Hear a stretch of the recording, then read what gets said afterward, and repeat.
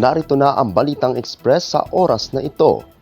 41 ang nasugatan sa paputok sa bagong taon sa rehiyon ng Sorsogon, mas mababa ng 51% kumpara noong taong 2024 ayon sa DOH. Umabot sa 41 kaso ng fireworks-related injuries o FWRI ang naitala sa Sorsogon Region mula ika-21 ng Disyembre ng nakaraang taon hanggang ika-1 ng Enero ngayong taon. Alas 8:00 ng umaga ayon sa pinakahuling surveillance report ng Department of Health Region 12. Kasama rito ang 10 bagong kaso na naitala sa huling araw ng monitoring.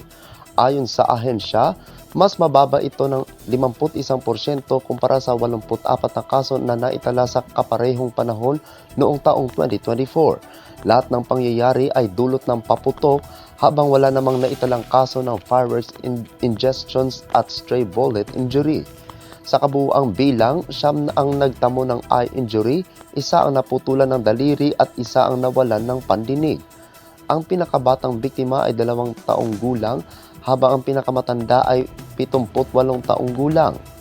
Mas marami ang mga lalaking biktima na may 37 kaso kumpara sa 4 na babae. Pinakamarami ang naitalang kaso sa mga lalawigan ng South Cotabato na may 18, sinundan ng North Cotabato na may 12, Sultan Kudarat na may 6, Sarangani na may 3 at lungsod ng General Santos na may 2. Kabilang sa top 5 na paputok na sangkot sa mga pangyayari ang 5-star na may 11 kaso, Wheaties na may 8, Triangle na may 6, Boga na may 4 at Sparkler na may 2 kaso.